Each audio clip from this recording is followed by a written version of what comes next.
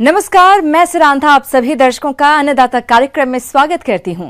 देश में 26 जनवरी खास महत्व रखता है। इसी दिन अपना संविधान लागू हुआ था, इसलिए 26 जनवरी को राष्ट्रीय पर्व का दर्जा प्राप्त है। हर साल इस दिन को हर्षोल्लास के साथ मनाया जाता है और हम सभी मिलकर इस गणतंत्र दिवस पर संकल्प लेते हैं कि देश के विकास में हम सब भूमिका निभाते रहेंगे। इसी आशा के साथ चलिए अब रुख करते हैं आज के कार्यक्रम की मुख्य झलकियों की ओर। किसान अब जैविक खेती की ओर रुख कर रहे हैं और फसलों में जरूरी पोषक तत्वों के लिए जरूरी खाद और जैविक उर्वरकों का प्रयोग कर रहे हैं। आज हम आपको प्रगतिशील किसान जगदीश यादव से मिलवा रहे हैं, जो जैविक खेती करने के लिए विभिन्न प्रकार के जैविक कल्चर तैयार करके फसलों में उपयोग कर रहे हैं। तो आइए जानते हैं इन्हीं से कि जैविक खेती में किस प्रकार से उपयोगी है ये कल्चर।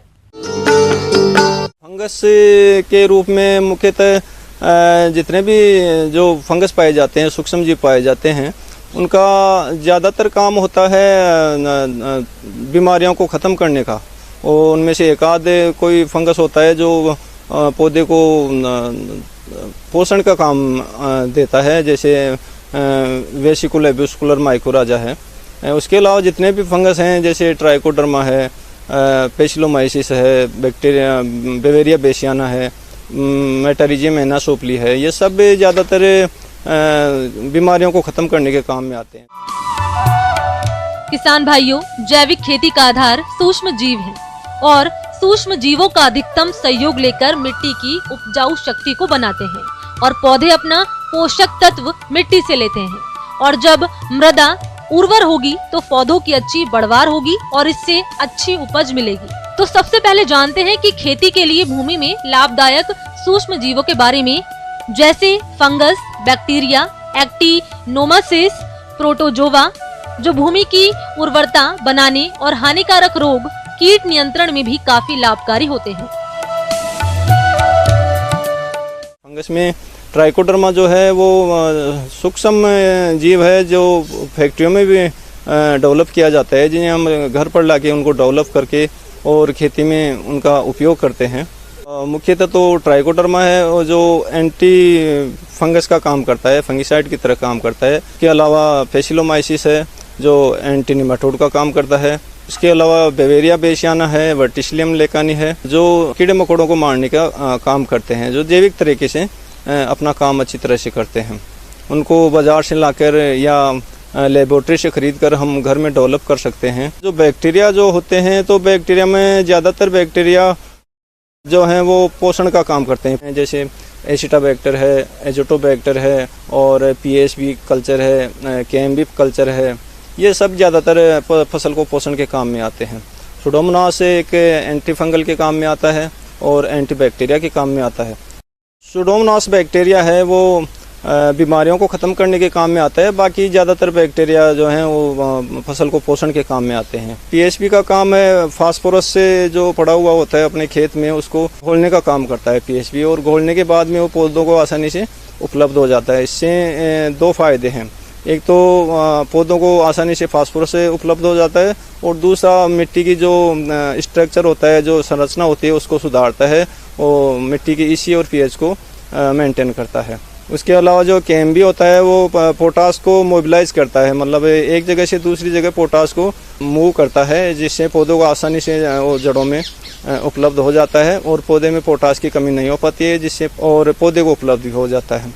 उसके अलावा जो बैक्टीरिया होते हैं नाइट्रोजन के, उनमें से एसिटाबैक्टर है, एजोटोबैक्टर है और उनके अलावा दो तीन तरह के बैक्टीरिया और होते हैं जो वातावरण की नाइट्रोजन को अवशोषित करके पौधों की जड़ों में उपलब्ध करवाते हैं और पौधे को वो गांठों के रूप में जड़ों में एकत्रित हो जाते हैं। जब पौधे को नाइट्रोजन की ज़रूरत होती है, उस हिसाब से वो रिलीज करते रहते हैं और नाइट्रोजन की पूर्ति होती रहती है। अक्सर किसान भाई अपने खेतों में लाभकारी सूक्ष्म जीवों की संख्या बढ़ाने के लिए बाजार से जैविक कल्चर खरीद कर लाते हैं और खेत में मिला देते हैं। इस तरह से किसान को हर बार खरीदना पड़ता है। तो जो किसान भाई सूक्ष्म जीवों की संख्या अपने स्तर पर बढ़ाना चाहते हैं, वो इसे आसानी से बढ़ा सकते हैं। इसके लिए जरूरत है बस सही जानकारी की। कुछ इसी तरह से सूक्ष्म जीवों की संख्या बढ़ाकर अपने खेतों में प्रयोग कर भूमि की उर्वरता को बढ़ाकर फसलों से ज्यादा पैदावार लेकर अच्छा खासा मुनाफा कमा रहे हैं ये किसान भाई। तो जानते हैं खेती के लिए लाभकारी सूक्ष्म जीवों की संख्या बढ़ाने की तकनीक खुद उन्हीं से। कल्चर हम बाजार से खरीदते हैं या लेबोरेटरी से खरीदते हैं। उसके बाद में हम घर लाकर उसको या तो ड्रमों में डेवलप करते हैं या सड़ी गली गोबर खाद में हम उनको डेवलप करते हैं। इनको घर पर डेवलप करने का जो सीधा सा तरीका होता है, वो हम एक ड्रम में 200 लीटर पानी लेते हैं, उसमें 1.5 या 2 किलो के करीब गुड़ डालते हैं और 250 ग्राम या 200 ग्राम के करीब उसमें बेसन डालते हैं, किसी भी दाल का बेसन हो वो डालते हैं। और कल्चर 200 लीटर में 1 लीटर या अगर पाउडर फॉर्म में है तो 1 किलो पाउडर फॉर्म का कल्चर डाल के उनको सुबह शाम दोनों वक्त डंडे से हिलाते हैं। तो 6-7 दिन में ये कल्चर अच्छी तरह से तैयार हो जाता है, पानी का कलर दूधिया हो जाता है और झाग वगैरह देके जब 6-7 दिन के बाद में झाग शांत हो जाते हैं, उसके बाद में ये खेत में अप्लाई करने के लायक हो जाता है। इसके अलावा हम इसको डेवलप करने का एक दूसरा तरीका भी होता है, वो सड़ी गली खाद में या वर्मी कंपोस्ट में भी उसको डेवलप कर सकते हैं। तो इसके लिए इसमें थोड़ी सी खाद में थोड़ी सी नमी करके उसमें कल्चर मिलाते हैं और उनको ढककर छाया में रख देते हैं। उसके बाद में 4-5 दिन बाद में उसको एक बार उसकी पलटी निकालते हैं। पलटी निकालने के बाद में उसको फिर से वापस दोबारा से ढककर उसको रख देते हैं। करीब 10 से 15 दिन के अंदर उनमें कल्चर डेवलप हो जाता है और उस कल्चर को हम या तो खेत में सीधा अप्लाई कर सकते हैं या फिर पानी में घोल के उसको ड्रिप के थ्रू उसको अप्लाई कर सकते हैं छान कर। सबसे जो बड़ा फ़ायदा होता है वो है कि हमारे ज़मीन में जो माइक्रो बायोलॉजी है उसका संख्या बहुत ज़्यादा बढ़ जाती है, जिससे जड़ों में रोग आने की संभावना बहुत कम हो जाती है और दूसरा उन फसल के पोषण के रूप में भी वो बहुत अच्छी तरह से काम में आते हैं। किसान भाइयों, अभी तक आपने खेती से जुड़ी हुई कुछ उपयोगी जानकारियां देखी। अब लेते हैं एक छोटा सा ब्रेक, जल्द ही लौटेंगे और कार्यक्रम में आगे भी हैं खेती बाड़ी से जुड़ी हुई महत्वपूर्ण जानकारियां। बने रहिए हमारे साथ। ब्रेक के बाद आप सभी दर्शकों का अन्नदाता कार्यक्रम में स्वागत है। चलिए अब रुक करते हैं अगली कड़ी की ओर। मौसम के अनुसार प्रबंधनों पर ही टिकी है आपकी खेती बाड़ी, इसलिए मौसम पूर्वानुमान और उस पर आधारित साप्ताहिक कृषि सलाह इस प्रकार है। भारत मौसम विज्ञान विभाग, मौसम भवन, नई दिल्ली द्वारा मध्यम अवधि मौसम आंकड़ों के आधार पर उत्तराखंड और उत्तर प्रदेश में स्थित कृषि विश्वविद्यालयों के मौसम विज्ञान विभाग द्वारा मौसम पूर्वानुमान रिपोर्ट के आधार पर उत्तराखंड और उत्तर प्रदेश के किसानों को कृषि से जुड़े कुछ जरूरी सुझाव दिए जा रहे हैं, जो इस प्रकार हैं। उत्तराखंड के पर्वतीय और मैदानी क्षेत्रों सहित उत्तर प्रदेश में 28 और 29 जनवरी को बहुत हल्की वर्षा की संभावना जताई गई है। 26 और 27 जनवरी को हल्के बादल छाए रहेंगे, लेकिन वर्षा की संभावना नहीं है। हवा की गति भी सामान्य रहेगी। ऐसे में इन क्षेत्रों के किसान भाइयों को सलाह दी जाती है कि तापमान में वृद्धि होने से चने की फसल में इल्ली का प्रकोप बढ़ सकता है, अतः किसान भाई फसल का निरीक्षण करते रहें तथा एक पौधे पर जब 2 से 3 इल्लियां दिखाई देने लगे तो इनके नियंत्रण के लिए इंडोक्साकार्ब दवा का प्रयोग करें। वर्तमान मौसम की परिस्थितियां तथा वातावरण में नमी और धुंध के कारण सब्जियों पर कीड़ों का प्रकोप दिखाई देगा, अतः इसके बचाव हेतु नीम आधारित उत्पादों का प्रयोग करें। शीतोष्ण फलों के बागानों में इस समय कटाई छटाई का कार्य शुरू कर दें। चना और मसूर की फसल में फूल बनते समय 2% यूरिया के घोल का पर्णीय छिड़काव करें। दूसरा छिड़काव पहले छिड़काव के 10 से 15 दिन बाद करें। छिड़काव के लिए 600 से 700 लीटर पानी प्रति हेक्टेयर की दर से प्रयोग करें। मटर के निचली पत्तियों पर पीले धब्बे दिखाई देने पर मैंकोजेब 2.5 ग्राम प्रति लीटर पानी या साइमोक्जेनेल 8%, साथ में मैंकोजेब 64% के मिश्रण को 2.5 ग्राम प्रति लीटर पानी की दर से घोल बनाकर छिड़काव करें। आसमान में लगातार बादल छाए रहने के कारण सरसों की फसल में माहू, चित्रित बग एवं पत्ती सुरंग कीट का प्रकोप दिखाई देने की संभावना बढ़ सकती है, अतः किसान भाई इनके नियंत्रण हेतु डाइमेथोएट 30 EC की 1 लीटर मात्रा प्रति हेक्टेयर अथवा क्लोरोपायरिफास 20 EC की 1 लीटर मात्रा प्रति हेक्टेयर या मोनोक्रोटोफास 30 SL की 500 मिलीलीटर मात्रा प्रति हेक्टेयर की दर से 600 से 700 लीटर पानी में घोल बनाकर छिड़काव आसमान साफ होने पर करें। आलू की फसल में पिछेती झुलसा रोग दिखाई देने के आसार हैं, अतः किसान भाई इसके नियंत्रण हेतु सिंचाई तुरंत बंद कर दें एवं मैंकोजेब की 2.5 ग्राम मात्रा प्रति लीटर पानी की दर से घोलकर 10 से 12 दिन के अंतराल पर छिड़काव आसमान साफ होने पर करें। वर्तमान मौसम को देखते हुए पशुओं को ठंड से बचाने के लिए सुबह शाम पशुओं के ऊपर झूल डालें तथा रात्रि के समय बाड़े की खिड़कियों व दरवाजों को टाट बोरी के पर्दे बनाकर डालें तथा दिन के समय धूप निकलने पर पर्दे को हटा दें। दुधारू पशुओं को सर्दियों में थन चिटकने की संभावना को देखते हुए किसान भाई दोहन करने के बाद जीवाणुनाशक मलहम या मक्खन अवश्य लगाएं। आगे और भी है खेती बाड़ी से जुड़ी हुई बहुत सी रोचक जानकारियां, पर यहाँ पर रुकेंगे एक और ब्रेक के लिए। जल्द हाजिर होते हैं। ब्रेक के बाद एक बार फिर से आप सभी दर्शकों का अन्नदाता कार्यक्रम में स्वागत है। बढ़ते हैं अगली प्रस्तुति की ओर। अन्नदाता हेल्पलाइन निःशुल्क फोन संपर्क सेवा के माध्यम से आपके द्वारा पूछे गए प्रश्नों में से एक या दो महत्वपूर्ण प्रश्न को हम अपने कार्यक्रम में शामिल करते हैं। इसी के तहत आज का चयनित प्रश्न और उसका जवाब इस प्रकार है। निःशुल्क अन्नदाता हेल्पलाइन में आज हमने जिस प्रश्न को शामिल किया है उसे पूछा है ग्राम पिकौरा, जिला सुल्तानपुर के श्यामदेव राम ने। आपने गन्ने की अच्छी पेड़ी लेने के लिए किए जाने वाले जरूरी कार्यों पर जानकारी चाहिए है, तो इसके लिए देखिए कार्यक्रम का यह अंश।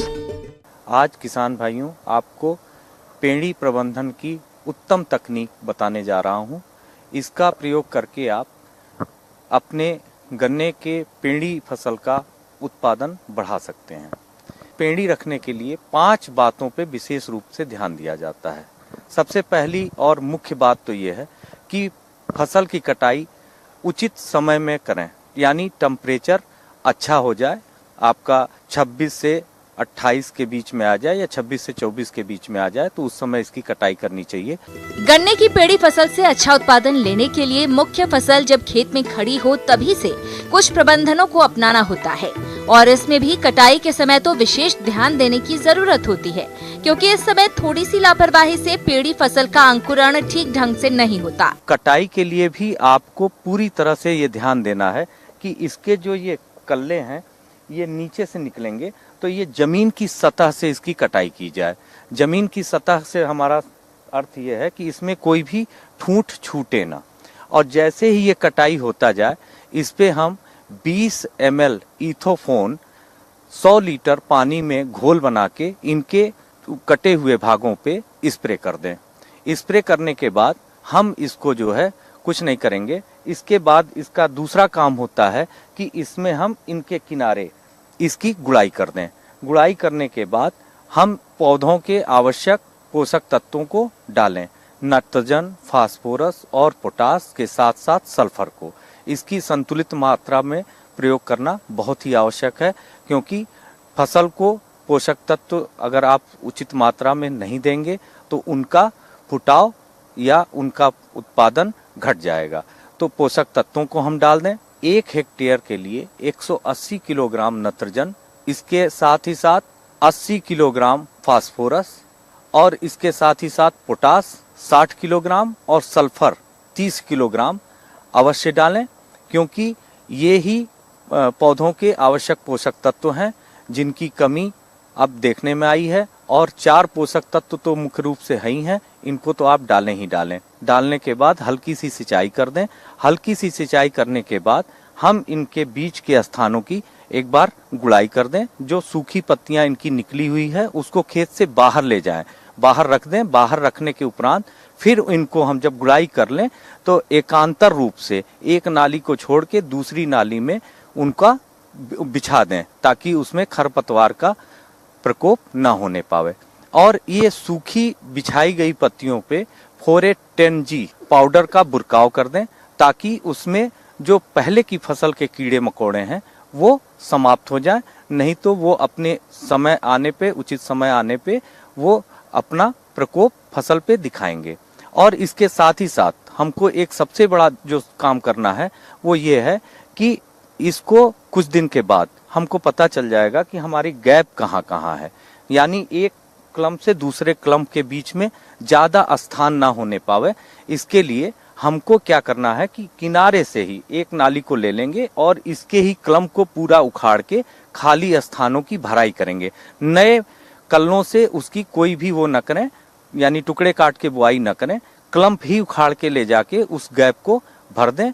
इस प्रकार आपका एक तरफ खेत थोड़ा खाली हो जाएगा जो दूसरी फसलों में प्रयोग किया जाएगा, और ये आपका पूरी तरह से खेत भर जाएगा और पौधे गन्ने की अपेक्षा आपको उत्पादन ज्यादा प्राप्त होगा। इसके बाद जब आपका फसल थोड़ा बड़ा हो जाए, यानी आप कह लीजिए कि 8 से 10 पत्तियों को हो जाए, तो इस पे हमको एक स्प्रे भी करना जरूरी होता है, क्योंकि पौधों में पत्तियों के रस चूसक कीट जैसे पायरिल्ला है, ब्लैक बग है, ये भी लगते हैं, इनका भी प्रकोप होता रहता है। तो इसके रोकथाम के लिए आपको 400 ml क्लोरोपारीफास दवा 400 लीटर पानी में घोल बना के 1 एकड़ के क्षेत्रफल में इसका स्प्रे भी कराना आवश्यक होता है। इसके साथ ही साथ जब थोड़ी फसल और भी बड़ी हो जाए, यानी आप कह लें कि जुलाई अगस्त का महीना आ जाए, जून के बाद आप कह लें, जुलाई में नहीं, जून के अंतिम सप्ताह में या 15 जून के बाद आप इसमें कोराजन दवा 150 ml 400 लीटर पानी में घोल बना के पौधों की जड़ों के पास ड्रंचिंग करा दें। ड्रंचिंग का मतलब ये है कि नोजिल जो स्प्रे मशीन है उसका नोजिल थोड़ा मोटा कर दें, और मोटा करने के बाद उसमें से बूंदें टपक टपक के नीचे जमीन पे पूरा भिगो दें, ताकि वो दवा पूरे प्लांट में जाके भर जाए और जो उसका कीट होता है टॉप बोरर का, जो गन्ने की फसल को सबसे ज्यादा नुकसान पहुंचाता है, उसका नियंत्रण भी उसी के माध्यम से हो जाता है। इसके बाद आगे आने वाले समय में हमको इस पे जो मिट्टी चढ़ाने का काम था वो हमने कंप्लीट कर लिया है। अब आ जाता है हमारी बंधाई का। गन्ना बंधाई भी हमारे लिए आवश्यक है, इसलिए आवश्यक है कि गन्ना गिर जाने से 25 से 30% का नुकसान होता है, और उसमें जानवरों का कटाई में, लदाई में भी परेशानी आती है। तो इसलिए गन्ने को गिरने से भी बचाना है, इसलिए गन्ने में कम से कम 3 बंधाई आवश्यक है। अगर 3 आप नहीं कर पाते हैं तो 2 तो आवश्यक रूप से आपको करना ही चाहिए। तो पहली बंधाई आप कर लें, पहली बंधाई के बाद दूसरी बंधाई कैंची नुमा करके गन्ने की फसल को आप बहुत ही अच्छा तैयार कर सकते हैं। किसान भाइयों, अन्नदाता आपकी सेवा के लिए संकल्परत है। कृषि संबंधित समस्या एवं सुझावों के लिए आप हमें इस पते पर संपर्क कर सकते हैं। प्रोड्यूसर अन्नदाता, news 18 Uttar Pradesh Uttarakhand, Ramoji film city, Hyderabad 501512। साथ ही आप हमें ईमेल भी कर सकते हैं। हमारा ईमेल है p18annadatyup@nw18.com। इसके अतिरिक्त आप हम निःशुल्क हेल्पलाइन नंबर 180041921555 पर सोमवार से शनिवार सुबह 10 बजे से शाम 4 बजे के बीच संपर्क कर सकते हैं। अब आइए देखते हैं कल दिखाए जाने वाले कार्यक्रम की मुख्य झलकियां। किसान भाइयों, अब समय हो रहा है आपसे विदा लेने का, तो हमारी पूरी अन्नदाता टीम को दीजिए इजाजत। कल फिर आपसे मुलाकात होगी कृषि संबंधित कुछ और महत्वपूर्ण जानकारियों के साथ। नमस्कार।